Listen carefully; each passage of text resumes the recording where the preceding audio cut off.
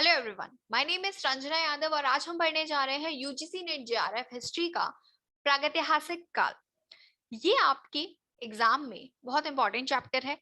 हमने अपने last video में प्रागैतिहासिक काल के बारे में पढ़ा था, जिसमें हमने क्या पढ़ा था, पूरा पाषाण काल को बहुत अच्छे से कंप्लीट किया था।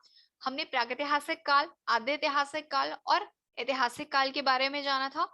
और पूरा का पूरा जो पाषाण काल है, यानी कि पूरा पाषाण काल, उसको हमने कंप्लीट किया था अपने इस लेक्चर में, जो कि इस चैप्टर का लास्ट लेक्चर है। इसमें हम बेसिकली क्या, मध्य पाषाण काल, नवपाषाण काल और ताम्रपाषाण काल, ये तीनों काल को हम कवर करेंगे। और यहाँ से आपके एग्जाम में काफी क्वेश्चंस पूछे जाते हैं, जो बेसिकली यूजीसी नेट में ही नहीं, किसी भी एग्जाम में जिसमें हिस्ट्री आता है उसके लिए इंपॉर्टेंट है। तो स्टार्ट करते हैं। सबसे पहले हम जानेंगे मध्य पाषाण काल के बारे में। सबसे पहले हम जानेंगे मध्य पाषाण काल के बारे में कि मध्य पाषाण काल होता क्या है। ठीक है, तो मध्य पाषाण काल में आता है आपका कि ये जो काल है, ये काल पूरा पाषाण काल और पूरा पाषाण काल और आपका आपका जो है पूरा पाषाण काल और पूरा पाषाण काल और नवपाषाण काल दोनों का क्या है, सम्मिश्रित है। यानी कि दोनों का सम्मिलित विशेषताओं का प्रदर्शन करता है, क्योंकि ये पूरा पाषाण काल और नवपाषाण काल के बीच का काल माना जाता है। ठीक है, तो इस युग में क्या था, इस युग में पेड़ पौधों और जीव जंतुओं में क्या हो गया था, परिवर्तन शुरू हो गया था। क्योंकि उच्च पुरा पाषाण काल में हिमयुग का क्या हो गया था, अंत हो गया था। हिमयुग का जब अंत हो जाएगा तो जो एनवायरमेंट है आपका, जो आपका इकोलॉजी सिस्टम है, बायोलॉजिकल जो आपका सिस्टम है, वो कैसा हो जाएगा, एकदम नेचुरली हो जाएगा। पेड़ पौधे जीव जंतु ये सारे कैसे हो जाएंगे, एक लेवल में आ जाएंगे। ठीक है, तो इसमें क्या हो गया था बेसिकली, इसमें इसमें आपका मध्य पाषाण काल में एक सेकेंड, इसको मैं सेट कर लूं। तो इस युग में क्या, पेड़ पौधे जीव जंतुओं में परिवर्तन होना शुरू हो गया था। मानव के लिए नए क्षेत्रों की ओर अग्रसर होना क्या हो गया था, संभव हो गया था। क्योंकि वो क्या करने लग गया था, जब वो पेड़ पौधे उगाने लग गया, खेती और पशुपालन करने लग गया, तो वो क्या करता था, एक स्थान को छोड़ के दूसरे स्थान पे चला जाता था, जहां पे उसको अपने जीवन के लिए सारी चीजें मौजूद होती थी। अगर वो खेती कर रहा है तो उसमें अगर उसको क्या होगा, अगर उसको वहां पे पानी नहीं मिलेगा, ठीक, पानी नहीं मिलेगा, संभवतः जल नहीं होगा, सिंचाई नहीं करेगा, तो वो कैसे खेती करेगा ना। तो वो कैसा एनवायरमेंट अपने आसपास ढूंढता था, जहां पे क्या, उसका जो जीवन है वो अच्छे से क्या हो सके, अच्छे से आगे चल सके। तो मध्य पाषाण काल के जो लोग हैं, वो क्या करते थे, शिकार करके क्या करते थे, मछली पकड़ते थे, शिकार करते थे और मछली पकड़ते थे। फिर क्या करते थे, खाद्य वस्तुएं बटोरते थे। क्या करते थे, खाद्य वस्तुएं बटोरते थे, खाद्य वस्तुएं बटोर कर पेट भरते थे। और आगे चलकर ये लोग क्या करते थे, पशुपालन भी करने लगे थे। क्या करने लग गए थे ये लोग, आगे चल के ये लोग पशुपालन भी करने लग गए थे। शिकार करते थे, मछली पकड़ते थे, वस्तुएं बटोरते थे। ठीक है, और आगे चल के ये लोग क्या करते थे, पशुपालन भी करने लग गए थे। ठीक है, तो इस काल के जो मानव है, मध्य पाषाण काल में क्या हो गया था, विशिष्ट औजार यानी कि सूक्ष्म पत्थर की परिष्कृत, माइक्रो, छोटे छोटे अच्छे खासे औजारों का प्रयोग करने लग गए थे। ठीक, क्योंकि अब डेवलपमेंट अच्छे से होना शुरू हो गया था। यही वो चरण है, यही वो काल है जब क्या, मानव कैसा हो गया, सभ्य हो गया। क्या हो गया, सभ्य हो गया। ठीक है, तो यहाँ पे क्या था कि मध्य पाषाण काल के स्थल में राजस्थान, दक्षिण उत्तर प्रदेश, केंद्रीय और पूर्वी भारत और कृष्णा नदी दक्षिण में पाए गए थे। ठीक है, दक्षिण में कहां पे, कृष्णा नदी के पास। तो मध्य पाषाण काल के जो स्थल है वो कौन कौन से हैं, वो आपके आ गए राजस्थान, दक्षिण में आपका उत्तर प्रदेश, उत्तर प्रदेश का दक्षिणी हिस्सा, सेंट्रल और पूर्वी यानी ईस्ट इंडिया आ गया आपका, और दक्षिण में क्या आ गया आपके, कृष्णा नदी के पास का क्षेत्र आपका मध्य पाषाण काल का स्थल माना जाता है।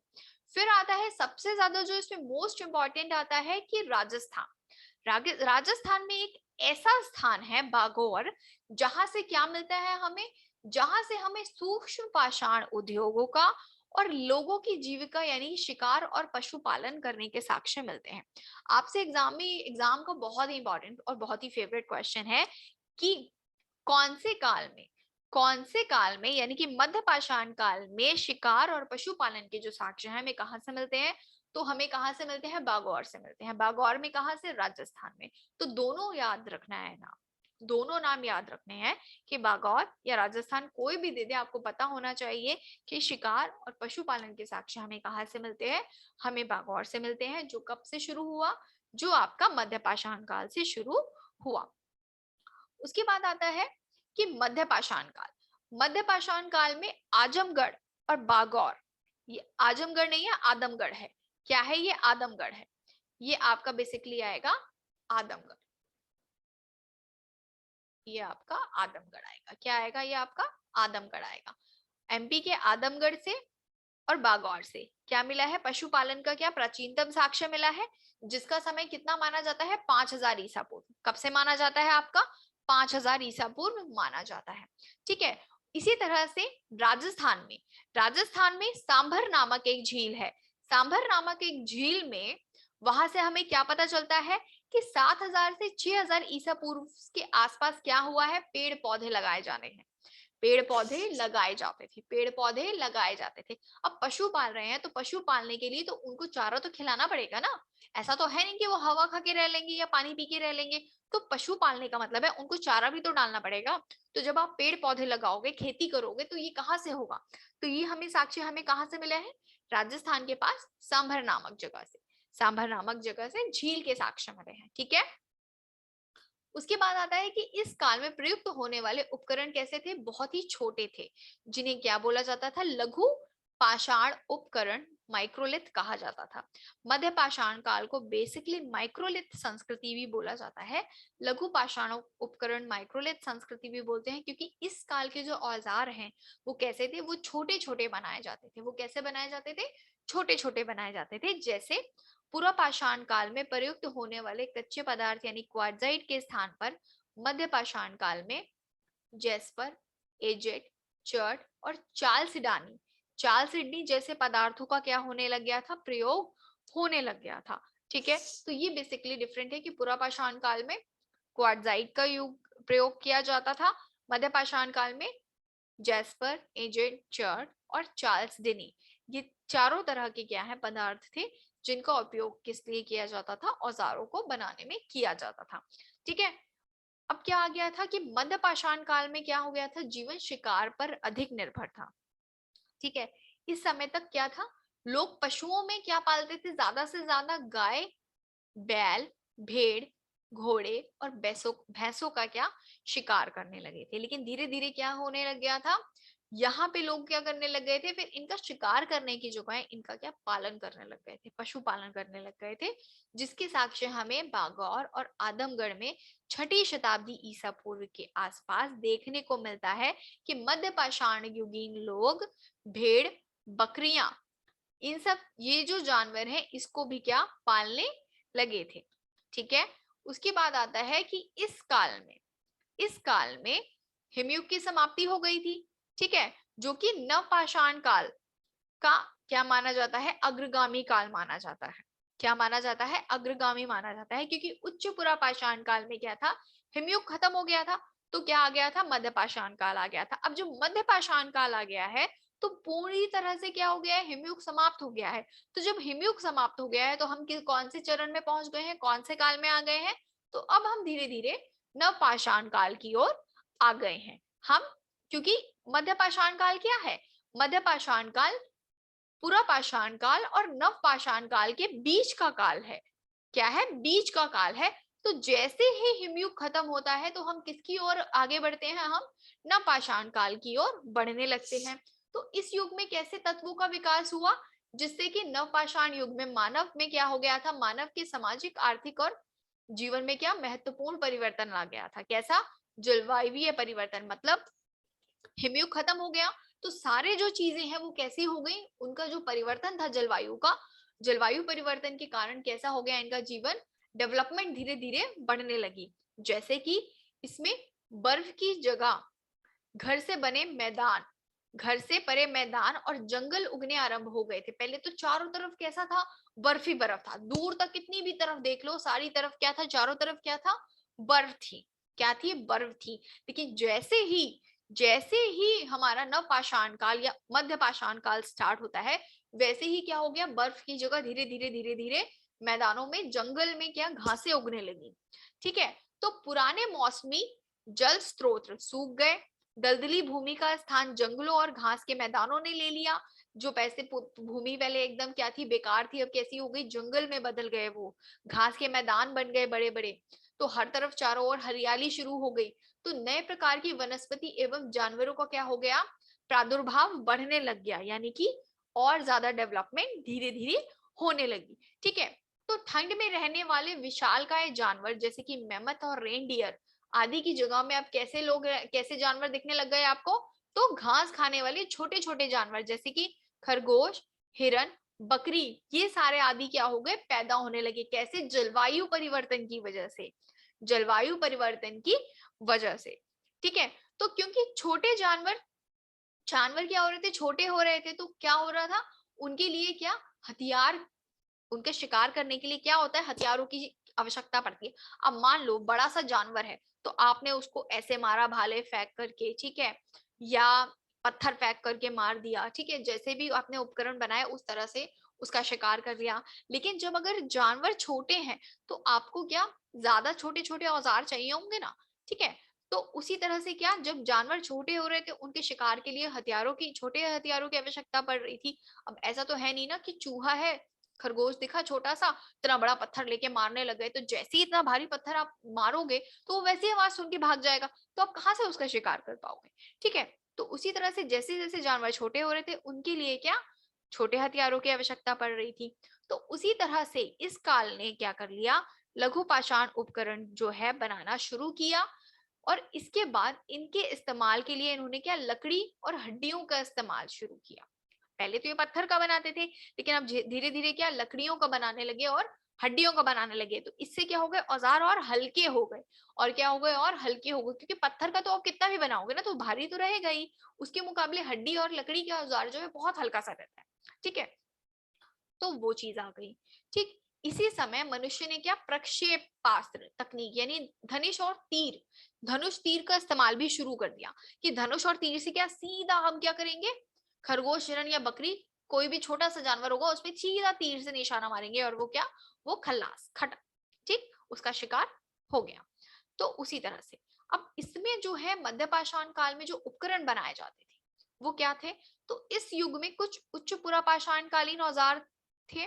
ठीक है, जैसे कि छोटे होकर उसको इस्तेमाल किया जाता था, कौन कौन से थे, खुरचनी, तक्षणी, बेधक और बेदनी। ठीक है, ये क्या थे, आपके मध्यपाषाण कालीन औजार थे। ठीक, तो अब इस युग में क्या, छोटे लघु पाषाण भी बनाए गए थे। लघु पाषाण भी बनाए गए थे, जैसे कि कौन कौन से थे, इकदार फलक, बेदनी, चंद्रिका, संभलम और चतुर्भुज। तो ये क्या है, आपसे उपकरण पूछे तो खुरचनी, तक्षणी, बेधक और जो है बेदनी। ठीक है, स्क्रेपर, ब्यूरिन, ब्लेड, वॉरर, ये सब। ठीक है, ये क्या है, आपके मध्यपाषाण कालीन उपकरण है। लेकिन जो छोटे माइक्रोलिथ जो आपके उपकरण आते हैं, वो आते हैं आपके इकधार फलक, ठीक है, ब्लेड, बेदनी आपकी, चांद्रिक आ गई, और संबलम, चतुर्भुज आ गया। ये क्या है, ये आपके लघु पाषाण छोटे उपकरण है। ठीक, उसके बाद आता है आपका मध्यपाषाण काल के प्रमुख स्थल, कि मध्यपाषाण काल जो है वो कहाँ कहाँ फैला हुआ था। तो वो आपका आता है विरभानपुर यानी पश्चिम बंगाल में, लंगनाज आपका गुजरात में आता है, टेरी समूह यानी कि तमिलनाडु में, आदमगढ़ अभी हमने पढ़ा मध्य प्रदेश में, आदमगढ़ अभी हमने पढ़ा मध्य प्रदेश में, बागौर राजस्थान में, मोहराना पहाड़ी, सराय नाहर, महदहा, दमदमा, चौपानी मांडो, लेखिया, बहगी खोर, ये कहाँ है, ये सारे के सारे कहाँ पर हैं, आपके उत्तर प्रदेश यूपी में। कौन कौन से, मोहरानिया पहाड़, सराय नाहर, महादहा, दमदमा, चौपानी मांडो और लेखिया और बहगी बगही खोर, ये कहां पर है, आपके यूपी में है। जो कौन से स्थल है, जो आपके बेसिकली क्या आते हैं, मध्यपाषाण काल के स्थल आते हैं। अब हम ये जानते हैं कि मध्यपाषाण युगीन संस्कृति के महत्वपूर्ण स्थल, और मतलब जो मेन है, इंपॉर्टेंट, अभी हमने देखा बागौर राजस्थान हो गया आपका, लंगनाज गुजरात, सराय नाहर, चौपानी मांडो, महागढ़ा और दमदमा ये कहाँ के हो गए आपके, ये यूपी के हो गए। आपसे पूछ लेगा चौपानी मांडो कहाँ है, तो आप क्या बताएंगे, यूपी में है। चौपानी मांडो कौन सा स्थल है, तो ये मध्य पाषाणिक स्थल है। दमदमा कौन सा स्थल है, तो मध्य पाषाणिक स्थल है। कहाँ पर है, यूपी में है। ठीक, भीमबेटका और आदमगढ़ मध्य प्रदेश में है। ठीक, ये याद रखेंगे। इसके बाद आपका आता है मध्य पाषाण काल। तो मध्य पाषाण काल में मनुष्य के क्या कंकाल प्राप्त हुए हैं, मनुष्य के क्या कंकाल प्राप्त हुए हैं। गुजरात की लंघनाच, राजस्थान के बागौर, मध्य प्रदेश की भीमबेटका से, उत्तर प्रदेश के सराय नाहर से, महादहा से, लेखिया पहाड़ी से क्या मिला है हमें, कंकाल मिले हैं। यानी कि मनुष्य क्या करने लग गया था, दफनाने की प्रक्रिया शुरू कर दी थी उसने। इससे हमें क्या पता चलता है कि वो दफनाने की प्रक्रिया उसने शुरू कर दी थी, यानी कि शवाधान प्रक्रिया शुरू हो गई थी। कब, मध्य पाषाण काल में। कब, मध्य पाषाण काल में। ठीक है, यहाँ पे कंकालों में पुरुषों की संख्या अधिक थी, साथ ही भिन्न भिन्न प्रजातियां, जैसे कि होमेटिक और नार्डिक प्रजातियां में कौन सी आ गई, होमेटिक और नार्डिक, ये दो प्रजातियां हैं किसकी, मध्य पाषाण काल की। किसकी, मध्य पाषाण काल की। आपसे अगर प्रजातियां पूछी जाएं कि कौन कौन सी हैं, तो आप क्या बताएंगे, होमेटिक और नार्डिक, होमेटिक और नार्डिक। ठीक है, इसके बाद आता है मध्य पाषाण काल की प्रमुख विशेषता क्या है। मध्य पाषाण काल की प्रमुख विशेषता क्या है। अब क्या हो गया था कि पहले क्या था, उच्च पुरा पाषाण काल में मानव समुदाय में रहता था, लेकिन अब क्या हो गया, धीरे धीरे जब उसके जीवन में स्थायित्व आ गया, तो उसमें क्या हो गई, जनसंख्या में वृद्धि हो गई। और आखेटक की जो सुविधा है वो कैसे करने लग गया, शिकार छोटे छोटे कबीलों में, छोटी छोटी टोलियों में रहने लग गया, कि अगर हमें शिकार करना है तो हम इन हिस्सों में रहते हैं। ठीक है, यहाँ के जानवरों को, यहाँ के उसका शिकार करेंगे, तो हम इतने इतने हिस्सों में रहेंगे। ठीक, इससे क्या होता था, शिकार अच्छे से हो जाता था। उसके बाद क्या है इसकी मुख्य विशेषता, क्योंकि इसमें स्थायी निवास हो गया था। पहले तो मानव उसमें रहता था, गुफा में रहता था, फिर धीरे धीरे किसमें आ गया, वो झोपड़ियां बना के रहने लग गया था उच्च पुरा पाषाण काल में। लेकिन मध्य पाषाण काल में आके किसमें रह गया था, मकान बनाने, झोपड़ियां बनाने लग गया था, स्थायी जीवन आ गया था, पशुपालन और कृषि की शुरुआत होने लग गई थी, मिट्टी के बर्तन बनाने लग गए थे ये लोग मध्य पाषाण काल में। ठीक है, अब हमें मध्य पाषाण काल के साक्ष्य कहाँ से मिलते हैं, कौन कौन से, तो बागौर और सराय नाहर से हमें किस चीज के साक्ष्य मिले हैं, सुनियोजित शवाधान के कंकाल मिले हैं ना हमें, हमें मध्य पाषाण काल से कंकाल मिले हैं ना, तो कहाँ से मिले हैं, बागौर और सराय नाहर से, जहां पे आपको अच्छे तरीके से शवाधान प्रक्रिया देखने को मिलती है। और स्थायी झोपड़ियां हमें कहाँ से देखने को मिलती हैं, तो स्थायी झोपड़ियां जो हमें मिलती हैं वो मिलती हैं चौपानी मांडो से, सराय नाहर से और महादहा से। फिर आते हैं शिला चित्र। शिला चित्र के लिए तो आदमगढ़ और भीमबेटका की गुफाएं ही क्या है, फेमस है। शिला चित्र के लिए तो आदमगढ़ और भीमबेटका की गुफाएं ही फेमस है। लेकिन अगर स्थायी झोपड़ियां पूछ लिया जाए कि स्थायी झोपड़ियों के साक्ष्य कहाँ से मिले हैं, तो आप क्या बताएंगे, चौपानी मांडो और सराय नहर और महादहा से। इसके बाद आता है आपका कि इस काल में मशरू पालन और आरंभिक कृषि और स्थायी निवास क्या हो गया था, शुरू हो गया था। यानी कि अब जो मानव है किसमें आ गया था, किसमें कौन से काल में प्रवेश कर गया था, तो वो नवपाषाण काल में प्रवेश कर गया था, वो नवपाषाण काल में प्रवेश कर गया था। अब हम नवपाषाण काल के बारे में पढ़ते हैं। अभी हमने किसके बारे में पढ़ा, पुरापाषाण काल और मध्य पाषाण काल। तो अब हमारा जो काल है वो कौन सा है, नवपाषाण काल है। अब जो हमारा काल है वो बेसिकली नवपाषाण काल है। तो ये जो काल है कब से कब तक का माना जाता है, तो ये काल माना जाता है आपका 3500 ईसा पूर्व से लेकर के 1000 ईसा पूर्व के बीच का। ठीक है, अब नवपाषाण काल किससे बना है, तो ये यूनानी भाषा के नियो शब्द से, जिसका मतलब होता है नवीन, नव मतलब नवीन। ठीक है, इसका मतलब ये होता है, इसलिए इस काल को क्या बोला जाता है, नवपाषाण काल बोला जाता है, क्योंकि ये एक नए चरण में प्रवेश कर गया था। ये क्या कर गया था, एक नए चरण में प्रवेश कर गया था, इसीलिए इसको क्या बोला जाता है, नवपाषाण काल बोला जाता है। ये जो काल है ये भारत के विशाल क्षेत्र में फैला हुआ था, भारत के विशाल क्षेत्र में फैला हुआ था। और सर्वप्रथम इसकी खोज की थी 1860 में ली मैसूरियर ने। ली मैसूरियर ने सर्वप्रथम नवपाषाण काल की खोज की थी और पहला प्रस्तर ढूंढा था कहां से, उत्तर प्रदेश की टॉस नदी से। कहां से, उत्तर प्रदेश की टॉस नदी से। ये क्वेश्चन इस बार पीजीटी हिस्ट्री के एग्जाम में पूछा गया था। पीजीटी हिस्ट्री के एग्जाम में पूछा गया था कि नवपाषाण कालीन ले मैसूरिया ने नवपाषाण काल का जो उपकरण है वो कहाँ से, कौन सी नदी के किनारे से ढूंढा था। तो ये आपको पता होना चाहिए कि उत्तर प्रदेश की टोंस नदी की घाटी से प्राप्त हुआ है। कहां से? टोंस नदी की घाटी से प्राप्त हुआ है। फिर आता है इसके बाद 1872 में निबिलियन फ्रेजर ने कर्नाटक के वेल्लारी क्षेत्र को क्या बता दिया? निबिलियन फ्रेजर ने कर्नाटक के वेल्लारी क्षेत्र को क्या बता दिया? दक्षिण भारत के उत्तर पाषाणिक सभ्यता का मुख्य स्थल घोषित कर दिया। 1872 में निबिलियन फ्रेजर ने कर्नाटक के वेल्लारी क्षेत्र को क्या बोल दिया? दक्षिण भारत के उत्तर पाषाणकालीन सभ्यता का प्रमुख क्षेत्र क्या कर दिया? घोषित कर दिया। तो ये याद रखेंगे कि दक्षिण भारत के उत्तर पाषाणकालीन सभ्यता का जो क्षेत्र है वो किसने घोषित किया? तो वो निबिलियन फ्रीजर ने घोषित किया। फिर आता है आपका कि ये जो काल है प्रागैतिहासिक काल में मानवों के विकास की सबसे प्रमुख सीढ़ी है और जिसमें सबसे ज्यादा क्या हुई है? क्रांतिकारी परिवर्तन, जिसमें ज्यादा से ज्यादा परिवर्तन देखने को मिलते हैं। ठीक है, क्योंकि अब क्या था, मानव क्या हो गया था? सुचारू रूप से कृषि करने लग गया था, अर्थात भोजन के संग्राहक से भोजन का उत्पादक बन गया था। पहले वो क्या करता था मध्यपाषाण काल में?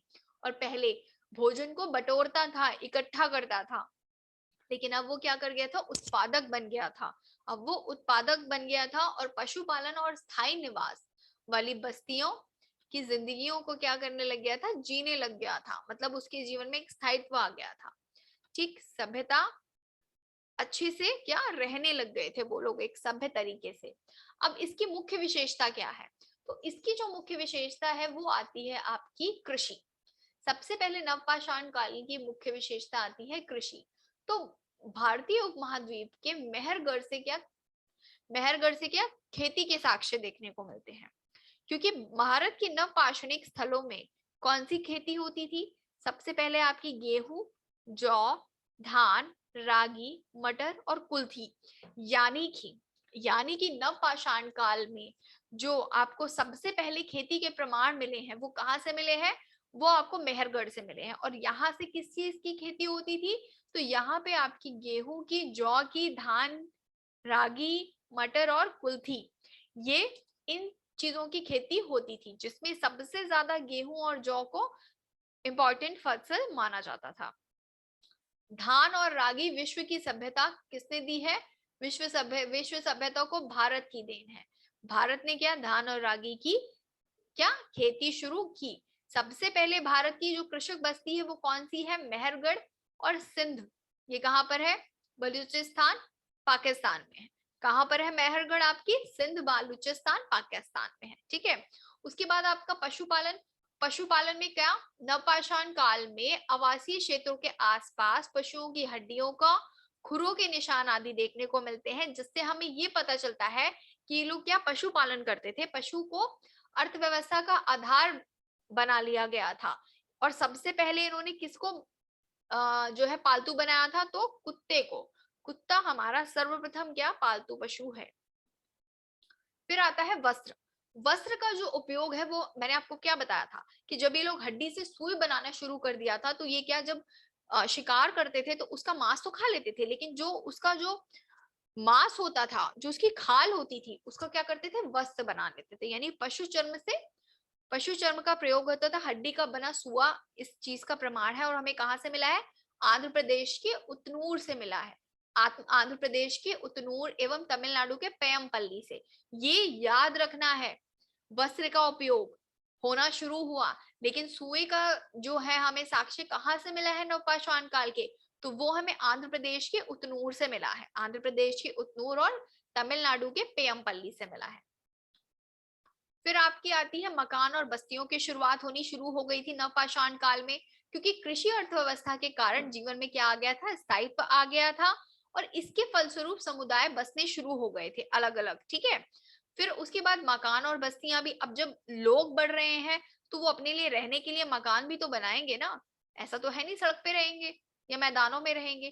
तो मकान कैसे बनाते थे? मकान बनाते थे मिट्टी, बांस, पेड़, घास और पत्थर आदि का इस्तेमाल करके ये क्या करते थे? घरों का निर्माण करते थे। कहीं कहीं पे तो ये क्या मिट्टी के गड्ढों में भी रहते थे। जैसे कि कहाँ पे? जैसे कि कहाँ पे ऐसे निवास स्थान कहाँ पे मिले हैं हमें? गर्तावास कहा जाता था, जो कि कश्मीर के बुरजोहम और गुफ्फर काल से मिला है और आंध्र प्रदेश के नागार्जुन कोंडा से मिला है।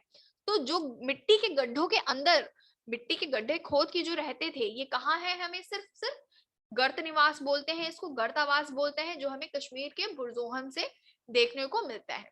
कश्मीर में बुरजोहम और गुफ्फरकाल, ठीक है, और आंध्र प्रदेश के नागार्जुन कोंडा से। ठीक, ये भी आप अच्छे से याद रखेंगे।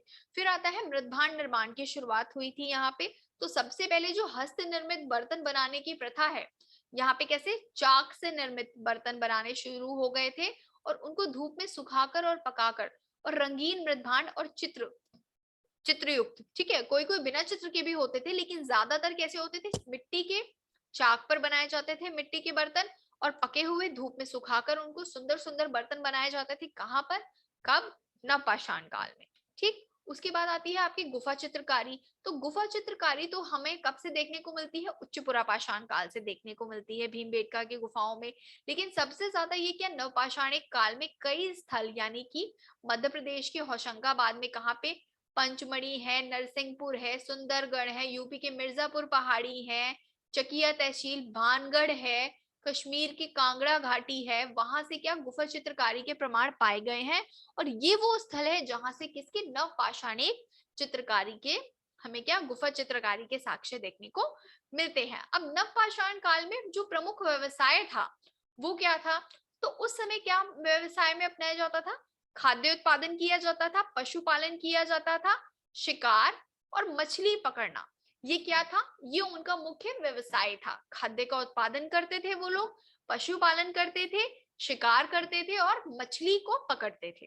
ठीक है, इसके बाद आता है अभी तक हमें हस्त निर्मित मृदभांड मिलते थे, लेकिन अब कैसे मिलते थे? चाक के द्वारा, चाक पर बने हुए सुंदर सुंदर चित्रकारी किए हुए, अच्छे से कलर किए हुए क्या मिलते थे? हमें मृदभांड देखने को मिलते हैं।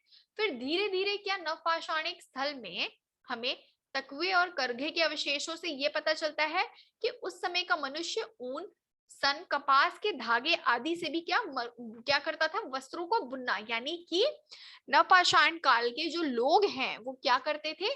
कढ़ाई, सिलाई, बुनाई में भी क्या थे? निपुण थे। और विश्व में प्राचीनतम, ये बहुत इंपॉर्टेंट लाइन है कि विश्व में कपास का जो प्राचीनतम साक्ष्य है वो हमें कहां से मिला है? मेहरगढ़ से देखने को मिला है, मेहरगढ़ से देखने को मिला है।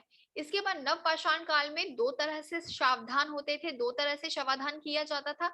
एक पूर्णतः शवाधान किया जाता था और दूसरा आंशिक शवाधान की प्रक्रिया शुरू की जाती थी। अब लोग, जाहिर सी बात है, अब लोग रहते हैं समुदाय में तो मरेंगे तो है ही ना, ऐसा तो है नहीं कि अमर हो गए वो लोग। ठीक है, तो जीवन है तो नष्ट तो होगा ही। तो अब नष्ट हुआ है तो उसको क्या करेंगे? खा तो सकते नहीं, है ना? तो क्या करते थे? दफन करते थे। कैसे करते थे? पूर्ण शवाधानों में होता था कि गोलाकार कब्र में मृतकों को लिटा दिया जाता था, मृतकों को लिपटाकर दफन कर दिया जाता था। और आंशिक शवाधान में ये होता था कि जमीन की कब्र में मृतक की चुनी हुई हड्डियों को दफन किया जाता था। मतलब कि पहले उसको जला दिया जाता था, जलाने के बाद जो उसकी बची कुची हड्डियां होती थी उसको क्या किया जाता था? गड्ढा खोद के उसके अंदर दफना दिया जाता था। यहाँ पे बुरजोहम से मालिक के साथ उसके कुत्ते को दफनाए जाने की एक प्रक्रिया हमें, प्रथा हमें देखने को मिलती है। कहाँ से? अगर आपसे पूछा जाए कि मालिक के साथ कुत्ते को दफनाने की जो प्रक्रिया है वो हमें कहाँ देखने को मिलती है, तो आप क्या बताएंगे? नवपाषाण काल में। नवपाषाण काल में भी कहाँ देखने को मिलती है? तो बुरजोहम से देखने को मिलती है। ठीक, उसी तरह से आता है बलूचिस्तान। बलूचिस्तान में क्या मृतकों के साथ उसकी पालतू बकरी को दफनाए जाने का साक्ष्य हमें मिलता है। बलूचिस्तान में क्या था? मृतक के साथ उसकी पालतू बकरी को दफनाए जाने का साक्ष्य हमें मिलता है। फिर आता है कि नवपाषाण काल के जो महत्वपूर्ण उपकरण है वो कौन कौन से हैं? तो महत्वपूर्ण जो उपकरण है वो आपके आते हैं हत्तेदार, पत्थर की कुल्हाड़ियां जिसको सेल्ट बोलते हैं, हसिया, ओखली, मूसल, छेनी, छुरी, रुखानी, बर्मा, सुई इत्यादि। ओखल और मूसल तो ये हो गया कि अनाज को कूटते थे, अनाज को कूटते थे, इसका उपयोग करते थे। ठीक है, उसी हिसाब से इस काल के पत्थर कैसे थे, अधिक उपयोगी सुडोल और पेने बनाए गए थे और उन्हें क्या किया गया था, पॉलिश और चमकदार भी बनाया गया था। इसमें हत्थे लगने लग गए थे। ठीक, और ये कैसा था, कार्जाइट पत्थर को छोड़कर सारे किसके बने होते थे, पत्थरों के बने होते थे, विशेषता पत्थरों के बने होते थे। अब आता है नवपाषाण के कुछ महत्वपूर्ण स्थल हैं जो बहुत इंपॉर्टेंट है, एग्जाम में कई बार आपसे पूछे जाते हैं। तो इसको हम वन बाय वन देखेंगे कि कौन कौन से स्थल है और इनकी क्या विशेषता है, हमें यहाँ से क्या देखने को मिलता है। तो सबसे पहले आता है नवपाषाण का पीकली हल। पीकली हल किस लिए इंपॉर्टेंट है, तो पीकली हल बेसिकली कर्नाटक में स्थित है। ये जो नवपाषाणिक स्थल है, यहाँ से क्या शंख के ढेर मिले हैं और निवास स्थान मिले हैं। तो शंख के ढेर और निवास स्थान जो हमें कहाँ से मिले हैं, पीकली हल से मिले हैं। पीकली हल कहाँ, कर्नाटका में है। उसके बाद आपका आता है मेहरगढ़। मेहरगढ़ आपका बलूचिस्तान में है और यहाँ से हमें नवपाषाणिक पुरास्थल के साक्ष्य देखने को मिले हैं, जो कि क्या है, प्राचीनतम बस्ती है और कच्चे घर भी हमें देखने को मिले हैं। कहाँ से, मेहरगढ़ से। इसके बाद आता है आपका भीमबेटका। भीमबेटका से आपको क्या देखने को मिलता है, तो भीमबेटका कहाँ पर है, भोपाल के पास है। ये भी पूरा पाषाण कालीन स्थल है। यहाँ से क्या मिला है, अनेक चित्रित गुफाएं मिली हैं, शैलाश्रय मिले हैं जो कि चट्टानों से बने हुए थे और अनेक प्राग ऐतिहासिक कलाकृतियां भी यहाँ से देखने को मिलती हैं। इसके बाद जो पूरा पाषाणिक स्थल आता है नवपाषाणिक, वो आता है आपका आदमगढ़ और बागौर। तो मध्य प्रदेश के आदमगढ़ और राजस्थान के बागौर से हमें क्या मिला है, मध्य पाषाणिक पुरास्थल से पशुपालन के साक्ष्य मिलते हैं, जिनका समय 5000 ईसा पूर्व माना जाता है। बुरजोहम और गुफर काल एक कश्मीरी नवपाषाणिक पुरास्थल है, जहां से हमें गर्तावास यानी कि गड्ढा घर मिला है और कृषि और पशुपालन के साक्ष्य भी मिले हैं। उसी के बाद आता है हमारा कोल्डी हवा। तो कोल्डी हवा से बेसिकली हमें क्या देखने को मिलता है, कोल्डी हवा हमारा इलाहाबाद के मिर्जापुर तहसील के पास बेलन घाटी के पास है। यहाँ से हमें मृदबान और मिट्टी के बर्तन के प्रमाण मिले हैं और धान की खेती का प्राचीनतम साक्ष्य मिला है। कहाँ से, कोल्डी हवा से, जो कि 5500 ईसा पूर्व का है। यानी कि धान की खेती का प्रमाण हमें कहाँ से मिला है, कोल्डी हवा से मिला है। कोल्डी हवा कहाँ पे है, इलाहाबाद में बेलन घाटी में, मिर्जापुर में बेलन घाटी के पास। उसके बाद आपका महागढ़ा आता है। महागढ़ा भी कहाँ है, उत्तर प्रदेश की बेलन घाटी में है। यहाँ से भी आपको धान की खेती के साक्ष्य और सबसे बड़ा विशाल पशु बाड़ा, जिससे हमें ये पता चलता है कि यहाँ पे क्या होता था, पशुपालन किया जाता था। फिर आता है आपका चिरांद। चिरांद बिहार में है। ये एकमात्र नवपाषाणिक पुरास्थल है जहां से प्रचुर मात्रा में क्या मिला है, हमें हड्डी के उपकरण मिले हैं।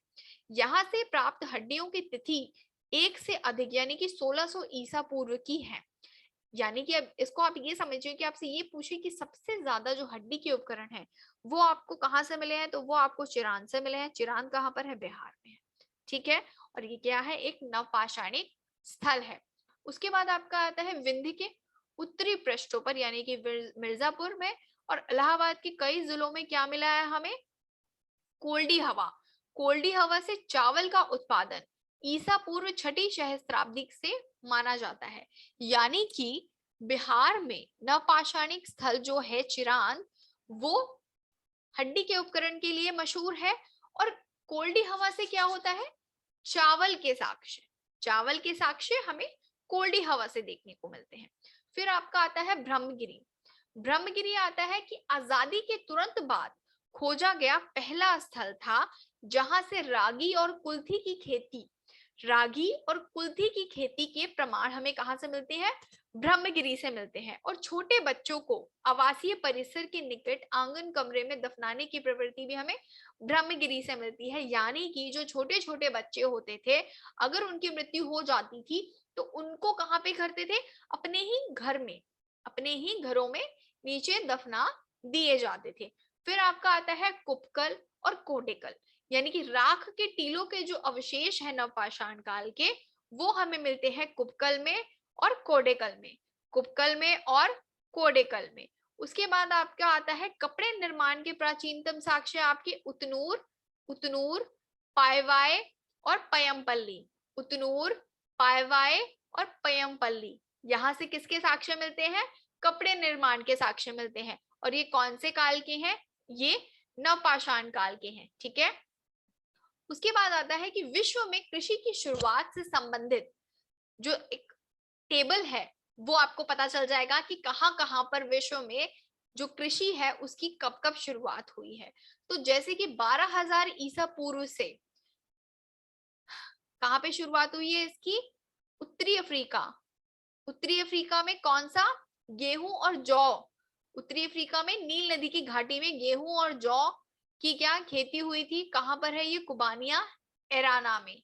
एराना में, एसना में, कुबानिया में, उत्तरी अफ्रीका में नील नदी घाटी के पास 1200 ईसा पूर्व से गेहूं और जौ की खेती की शुरुआत हुई थी। उसी तरह से जो ये 8500 है 8500 ईसा पूर्व से पश्चिमी फिलिस्तान यानी कि एशिया, टर्की, सीरिया, यहां से किसकी? गेहूं और जौ की शुरुआत होती है।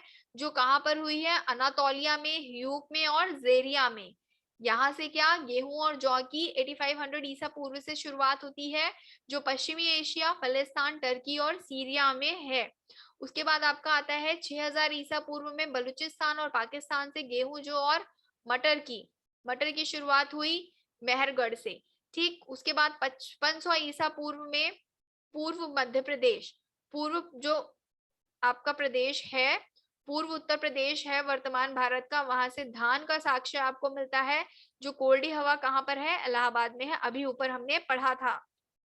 उसके बाद 2500 से लेकर के 1500 ईसा पूर्व में जो दक्षिण भारत है वहां से क्या मिला है? रागी और कुल्थी के साक्ष्य मिले हैं, जो ब्रह्मगिरी यानी कर्नाटका और नागार्जुन कोंडा यानी कि आंध्र प्रदेश से मिला है। यानी कि ब्रह्मगिरी और नागार्जुन कोंडा से हमें रागी कुल्थी के साक्ष्य मिले हैं, जो कहाँ पे है? दक्षिणी भारत में है।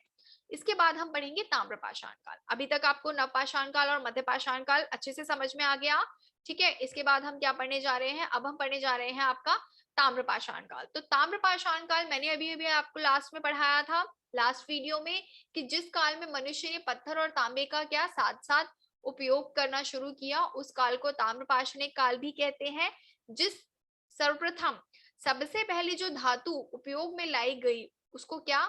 तांबा बोला जाता है। कौन सी धातु थी सर्वप्रथम उपयोग में लाई गई? तांबा। यानी कि तांबे का सर्वप्रथम प्रयोग करीब 5000 ईसा पूर्व में किया गया था। इसकी वजह से भारत में ताम्रपाषाण अवस्था के मुख्य क्षेत्र क्या माने जाते हैं? दक्षिणी पूर्वी राजस्थान, मध्य प्रदेश का पश्चिमी भाग, पश्चिमी महाराष्ट्र और दक्षिण पूर्वी भारत। ये जो क्षेत्र है ये किसके लिए माने जाते हैं आपके? ये बेसिकली ताम्रपाषाणिक काल के माने जाते हैं।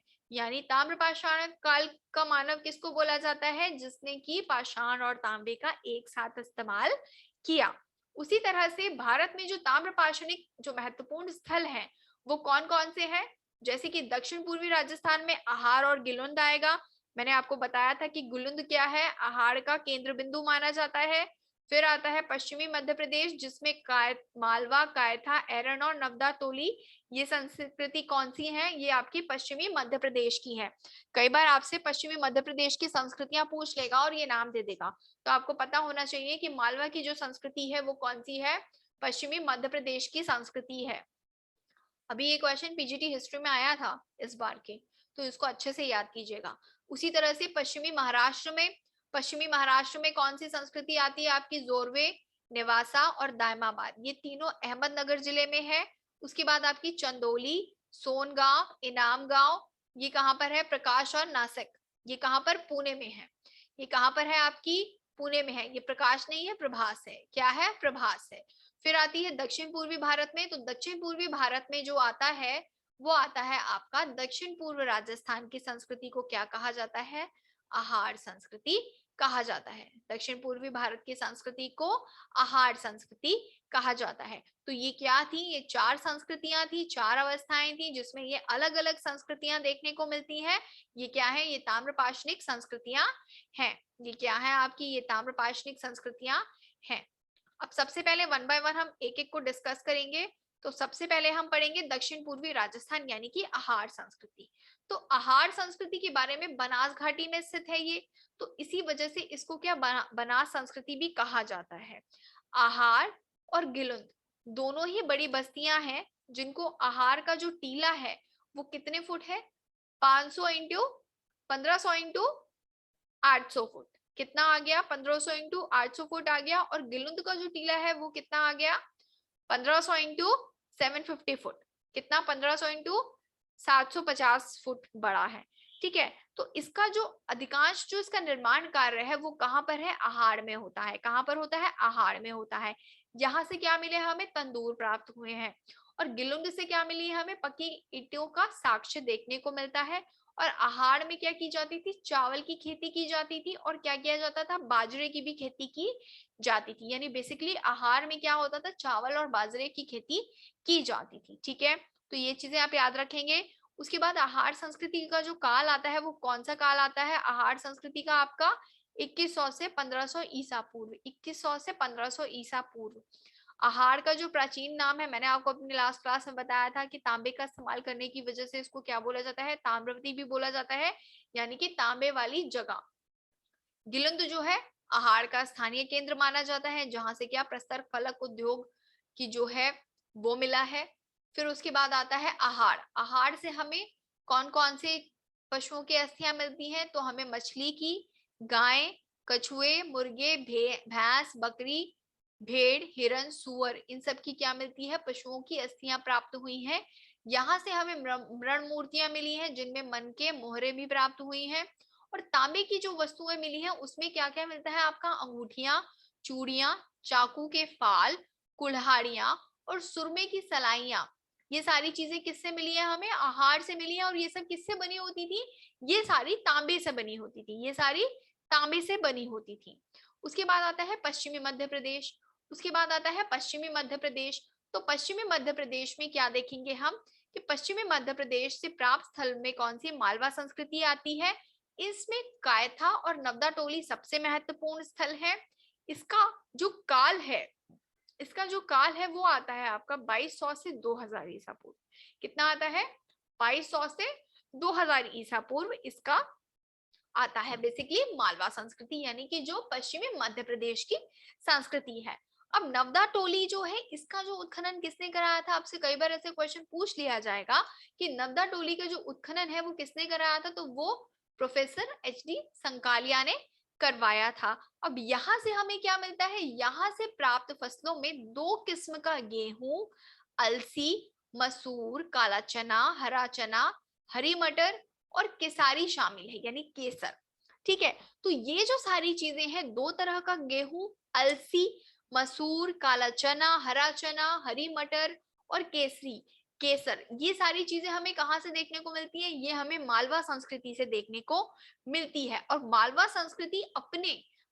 संस्कृति अपने उत्कृष्ट मृद भांडों के लिए जानी जाती है, क्योंकि मालवा संस्कृति के जो मृद भांड है वो बहुत ही उच्चतम कोटि के माने जाते थे। और ताम्रपाषाण काल में लोग किसकी पूजा करते थे, ये लोग मातृ देवी की पूजा करते थे। और ताम्रपाषाणिक काल में जो वृषभ है वो इनका धार्मिक संप्रदाय का प्रतीक माना जाता था।